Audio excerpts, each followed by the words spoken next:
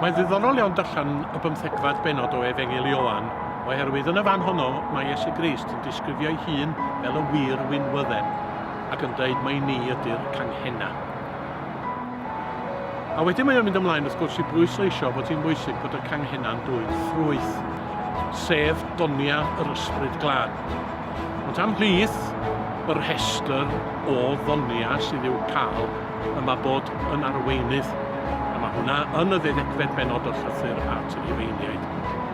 A hwnnw, y cyfeiriad hwnnw, oedd dechrau datblygiad y syniad yma o gael arweinyddion yn eglwysi ar Annibynwyr yng Nghymru yn y cyfnod presennol.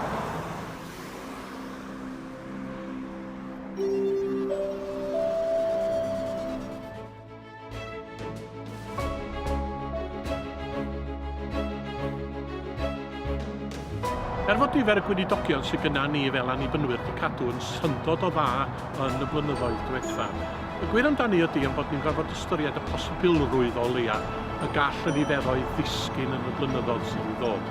Ac oherwydd hynny, roeddan ni'n gorfod gofyn y cwestiwn sut ydyn ni'n darparu bugeiliaid, sut ydyn ni'n darparu gofal ar gyfer eglwysi os nag oes na wir ac ragedd yn dod ymlaen i gynnig ei hunain i'r weinidogaeth. A dyna geisiwyd i wneud hefo'r cynllun arweinyddion.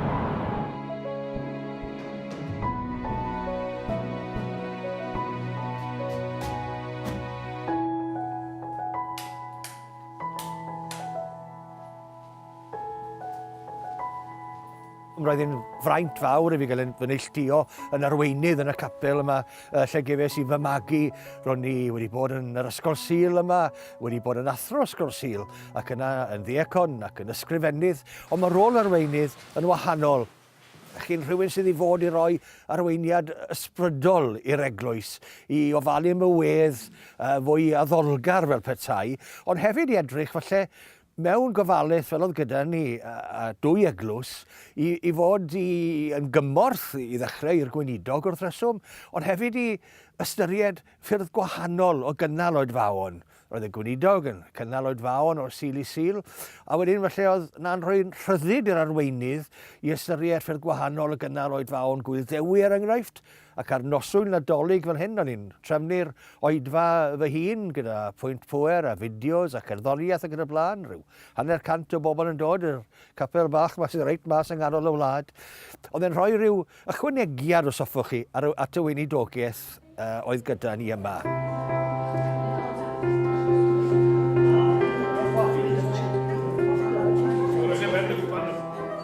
Wel, pan ddechreuais i fel arweinydd, oedd hi'n haws yn ystyr bod hi'n mynd i'n capel yn hunan lle o'n i wedi magu.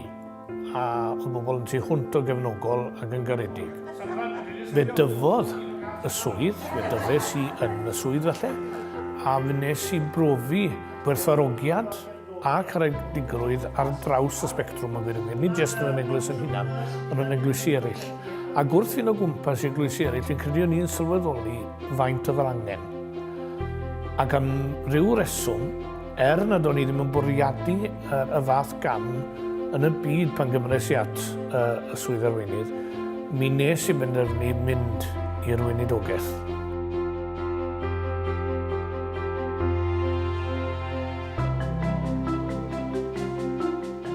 Wy newydd gwpla 5 mlynedd fan hyn yng Nghapel y Nant fel arweinydd. Ffurfiwyd Capel y Nant yn 2008.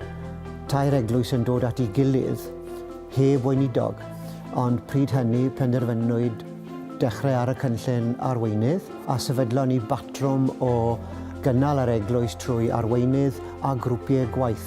Grwpiau fel y grŵp addoli a cerdd, grŵp addysg, grŵp adeiladau, eglwys a chymdeithas, bugeilio ac yn y blaen. Ac fel yna, o'n i wedi gweithio am 5 mlynedd cyn i fi gael gwahoddiad i ddod yn arweinydd yma.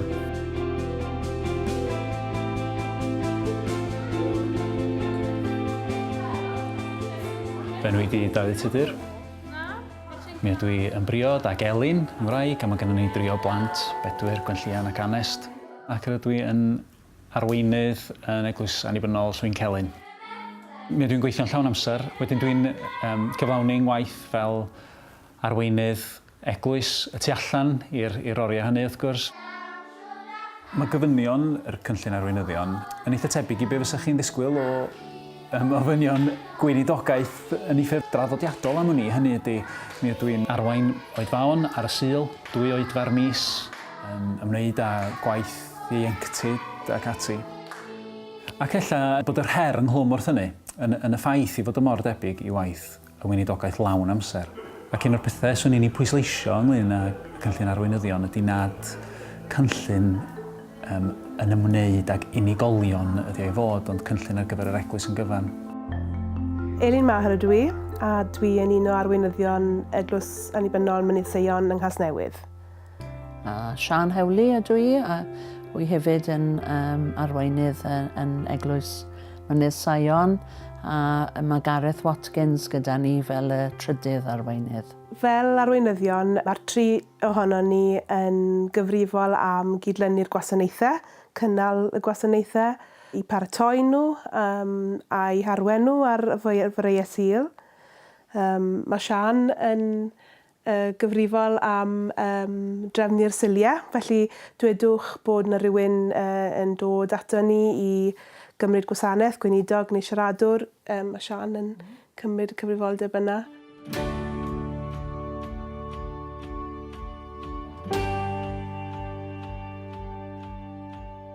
Mae rhaid i fi bwysleisio na fydde'n rôl i ddim yn bosib heb gefnogaeth yr aelodau i gyd.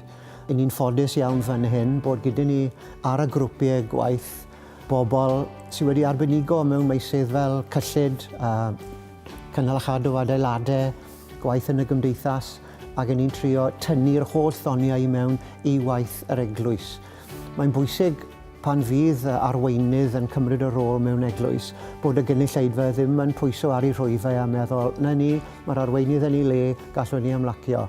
Rhan o waith yr arweinydd yw cael pawb i gyd weithio ac ysgogi gweithgaredd a tynnu pawb i mewn, oherwydd mae doniau i gael ym mhob eglwys, a mae'n bwysig iawn bod ni'n elwa arnyn nhw.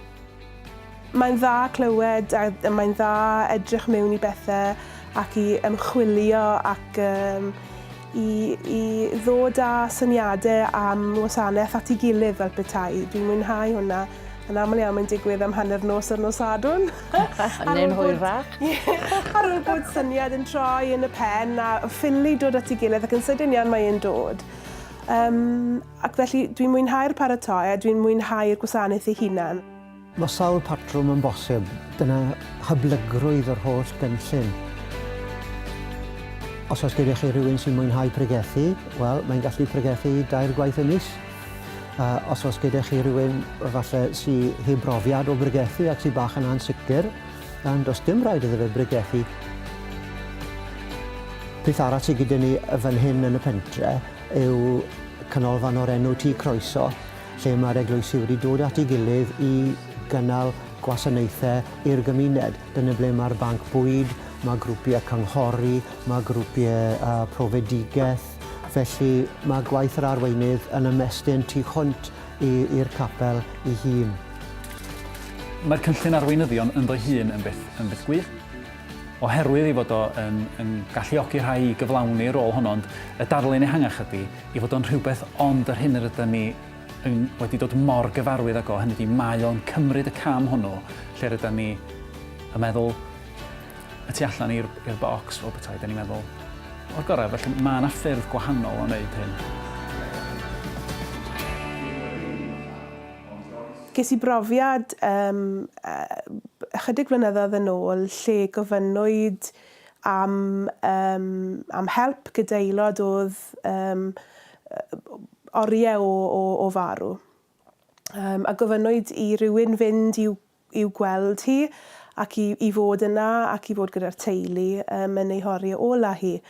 A tra doedden ni ddim yn llwyr sylweddoli ar y pryd pa mor agos yr oedd hi at farwolaeth. A mynd at y teulu, eistedd gyda'r aelod a chysuro, gweddio, ac wedyn yn cael yr alwad yn gynnar y bore wedyn ni, bod hi wedi gadael ni.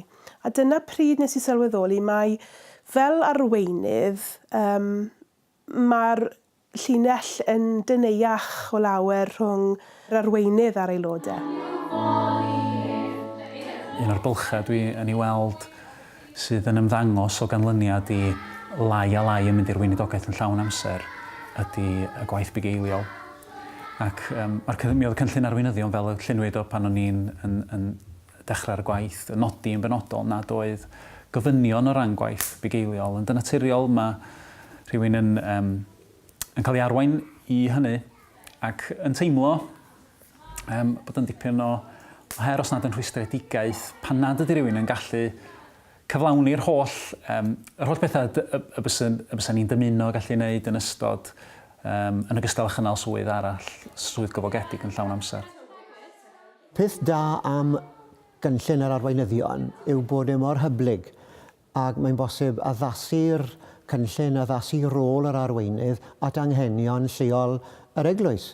Mae'n dibynnu ar yr adnoddau sydd gyda chi, mae'n dibynnu ar yr anghenion sydd yn yr eglwys hefyd.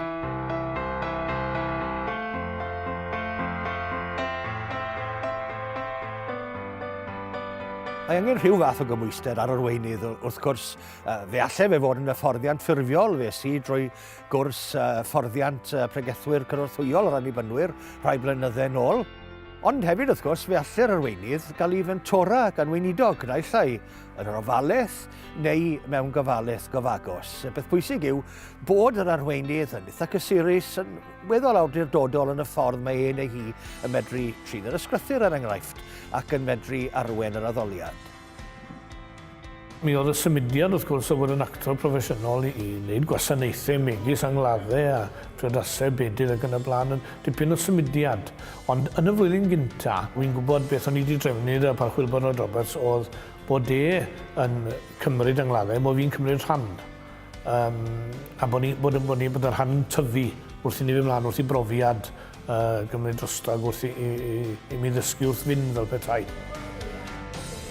Yn gobeithio bod fi wedi gwneud cyfiawnder ar hyn dwi wedi ei wneud. Ond fel yn gweud, mae dyn yn dysgu bob dydd. Ti wedi tyfu lan fel merch i weinidog. Fi'n teimlo bod fi llawer llai profiadol a llawer mwy i ddysgu. Ond o'n awyddus i ddysgu. Yn sicr, wi wedi dyfnhau yng ngwybodaeth i o'r Beibl ac o Gristnogaeth. Wedi gorfod darllen mwy ar y Beibl nag o'n i erioed wedi wneud o'r blaen. Wedi darllen mwy o lyfrau cefndir am y Beibl, mwy o lyfrau diwynyddol. Wedi gorfod ymchwilio llawer mwy. A mae hynny yn sicr wedi ynghyfoethogi i. A mae rhywun wedyn yn trio trosglwyddo gweledigaeth rhywun i'r gynulleidfa i gyd. Dwi'n credu bod y merthynas i a Duw a Iesu a'r ffydd yn llawer cliriach i fi nawr nag oedd e o'r blaen. Ond mae yna rai agweddau bys yn dda cael yr hyfforddiant ychwanegol enghraifft. Mae'r cwestiwn o ddigartrefedd yn ein dinas ni yng Nghasnewydd. A bys yn dda cael hyfforddiant penodol ynghylch agweddau o drafod, o edrych ar sut i ymateb i anghenion lleol. Edrych ar agweddau fel cymodi hefyd, hynny yw perthnasau, teulu, sut i helpu a chynorthwyo materion dyrys iawn i ni'n gorfod i gwynebu nhw weithiau.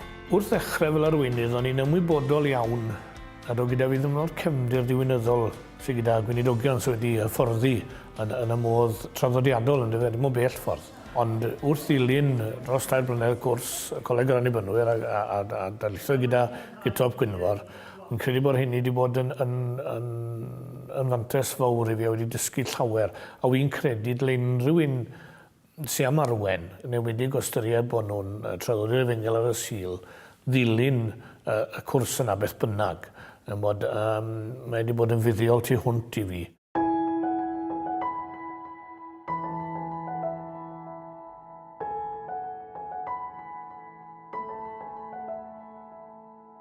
Mae'r frawddeg succession planning yn Saesneg yn bendant yn rhywbeth sydd angen yn ein eglwysi ni heddi. Mae angen i'n eglwysi ni fod yn ymwybodol o'r dyfodol. Sut mae'r cynllunio ar gyfer y dyfodol yna'n digwydd yw'r cwestiwn. Mae doniau ym mhob eglwys. A mae'n bwysig wedyn bod yr eglwys yn nodi beth sydd gyda nhw a meddwl sut maen nhw'n gallu cwrdd ar angen yma a'r angen arall I hunain. Pan ddechreuais I ar y cynllun, doedd gyda fi'n bwriad I fynd I weinidogaeth. A wy'n gwybod pan ddechreuais ar y cynllun bod na bobl o'r tu allan i'r eglwys yn amheus o hwnna fe. A wi wastad yn canmol yr eglwys gyda ni bod nhw wedi mentro. So ni'n dyfaru dim, ydyn ni? Na, ni'n bendant ddim yn dyfaru dim. Tra bod yn... Un ohono ni. Na, tra bod yn gam i'r... Camu mas o'r cwch. Mas o'r cwch o'n bendant, camu mas o'r cwch. Dyn ni ddim wedi suddo. Na. I ni yma o hyd. Ni'n arnofio. Ni'n arnofio. Ond mwy na ni, wy'n credu mai gair o anogaeth. Os ydych chi naillai yn chwilfrydig, am fentro, yna gnewch. Wrth fod yn rhan o benderfyniadau, mae pawb yn perchnogi rhywbeth. A fi'n credu bod e'n bwysig bod yr aelodau yn perchnogi cynlluniau'r eglwys. A wedyn maen nhw dipyn fwy tebyg o gyfrannu tuag ati nhw. So os rhywun yn ystyried cyflwyno I hunan fel arweinydd posibl, yna swn i'n hannog nhw'n wneud yn bendant. Dwi'n siŵr bod yna ddegau o bobl ar hyd a lled o wlad fasa'n hoffi'r cyfle I fod ynglŷn a gweithgarwch Cristnogol a chael bod o bosib yn arweinyddion yn eu hardal nhw.